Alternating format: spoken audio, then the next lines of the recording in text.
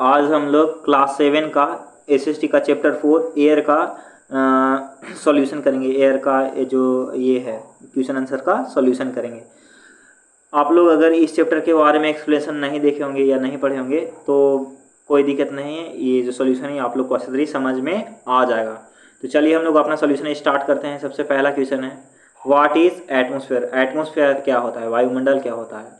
The earth is surrounded by a huge blanket of air called atmosphere. बोल रहा है कि जो पृथ्वी है वो एक बहुत ही बड़ा हवा के चादर से ढका हुआ है, जिसको हम लोग एटमोसफेयर कहते हैं। इसी को हम लोग एटमोसफेयर कहते हैं। फिर जो हमारा दूसरा क्वेश्चन है, which two gas makes the bulk of the atmosphere. बोल रहा है कि कौन सा दो गैस है जो एटमोसफेयर में सबसे ज़्यादा मात्रा में है, जो एटमोसफेयर को मतलब बनाता है। तो नाइट्रोजन है और ऑक्सीजन। नाइट्रोजन और oxygen mix the bulk of the atmosphere. बोला कि जो नाइट्रोजन है ऑक्सीजन है यही है जो हमारे एटमोसफेयर को बल्क मतलब एटमोसफेयर में ज़्यादा मात्रा में होता है और यही हमारे एटमोसफेयर का निर्माण करता है। फिर बोल रहा है which gas creates green house effect in the atmosphere. फिर बोल रहा है कि कौन सा गैस है जो ग्रीन हाउस इफेक्ट क्रिएट करता है हमारे एटमोसफेयर में। तो वो होगा हमारा carbon dioxide create the green house effect in the atmosphere. जो कार्बन डाइऑक्साइड है वो हमारे एटमोसफेयर में ग्रीन हाउस इफेक्ट क्रिएट करता है। फिर बोल रहा है व्हाट इज वेदर। वेदर क्या होता है, वेदर से आप क्या समझते हैं, मौसम से। बोल रहा है कि weather is a short term state of the atmosphere. बोल वेदर है जो शॉर्ट टर्म मतलब एटमोसफेयर किसी भी जगह का एटमोसफेयर है उसका बहुत ही छोटा समय के लिए रहता है वेदर। वेदर इज हॉट और कोल्ड। जो वेदर हो सकता है वो गर्म या ठंडा हो सकता है। वेट और ड्राई, सूखा और गीला हो सकता है। It is the hour to hour day to day condition of the atmosphere. बोल रहा है कि ये जो वायुमंडल है उसका मतलब एक घंटे भर भी रह सकता है, दिन भर भी रह सकता है, 2 दिन भी रह सकता है, 3 दिन भी रह सकता है, लेकिन ये ज़्यादा दिनों तक रहता नहीं है वेदर। जैसे कि अभी धूप है सुबह में, हो सकता है शाम को बारिश हो जाए, ठंडा मौसम हो जाए, तो ये चेंज होते रहता है। ऐसे तो वेदर है जो घंटे घंटे पे भी चेंज होता है, नहीं तो दिनों पे भी चेंज होता है। फिर बोल रहा है name 3 type of the rainfall. हम लोग के 3 तरह का रेनफॉल का नाम बताना होगा। The 3 type of rainfall are convectional rainfall, सबसे पहले आता है कॉन्वेक्शनल रेनफॉल। उसके बाद आता है ओरोग्राफिक रेनफॉल, क्या ओरोग्राफिक रेनफॉल। उसके बाद आता है साइक्लोनिक रेनफॉल। यही 3 टाइप के रेनफॉल्स होते हैं। फिर बोल रहा है what is a pressure. Pressure क्या है, sorry what is air pressure. Air pressure क्या है, इसके बारे में हम लोग को देखना है। तो हम लोग देखते हैं the pressure exerted by the weight of air on the surface of the earth is called air pressure. बोला है कि जो प्रेशर हवा के वजन के कारण पृथ्वी अर्थ सरफेस पे जो लगता है, जो प्रेशर हवा के वजन के कारण अर्थ सरफेस पे लगता है उसी को हम लोग एयर प्रेशर कहते हैं।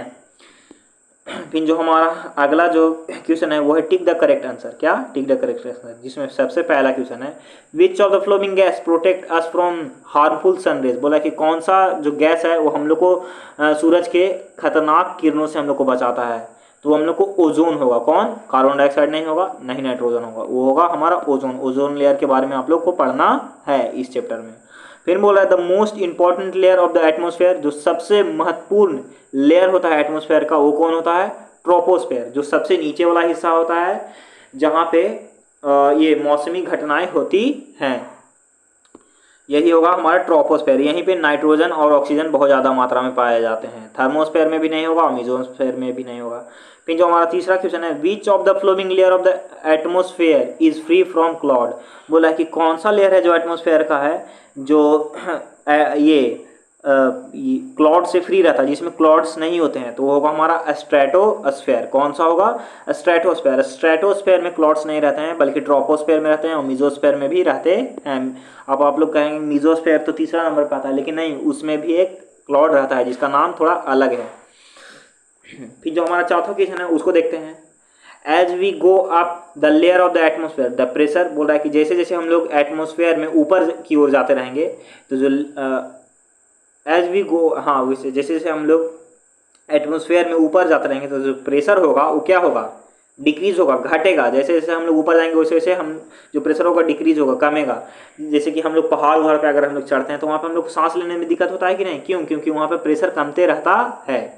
फिर बोल रहा है कि when precipitation come down to the earth in the liquid form it is called. जब प्रेसिपिटेशन अर्थ सरफेस पे आता है लिक्विड फॉर्म में तो उसे हम क्या कहते हैं, उसे हम लोग रेन कहते हैं। क्या, वर्षा कहते हैं। फिर जो हमारा तीसरा क्वेश्चन है, मैच द फ्लोइंग, इसको हम लोग मैच करते हैं।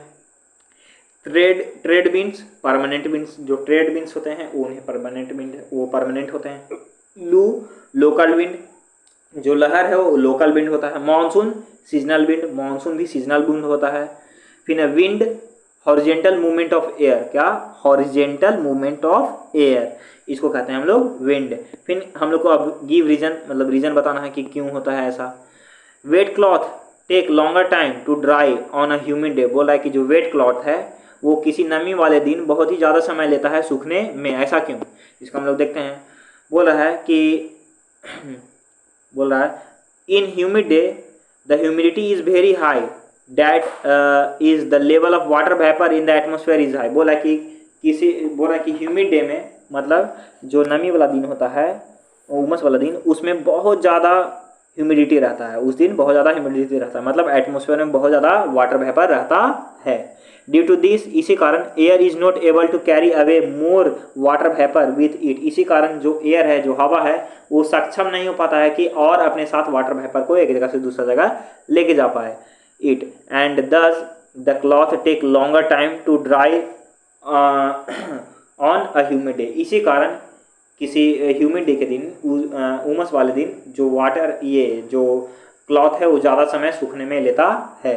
फिर बोलता है कि amount of insolation decreases from earth equator towards pole, बोला है कि जो इंसुलेशन है वो अर्थ के इक्वेटर से, मतलब वो क्या होता है पोल की तरफ जाते हैं तो कमता क्यों है, तो इसको हम लोग देखते हैं। बोल रहा है कि insolation is the incoming solar energy intercepted by the earth, बोला कि जो इंसुलेशन होता है वो जो सोलर एनर्जी आता है उसको इंटरप्ट करना होता है, मतलब तो sunlight fall almost vertically on the equator where it fall at some angle on the pole. बोल रहा है कि जो सनलाइट है वो अर्थ के इक्वेटर पे वर्टिकली पड़ता है, डायरेक्ट पड़ता है, लेकिन वहीं जो पोल है वहाँ पे कुछ एंगल से पड़ता है।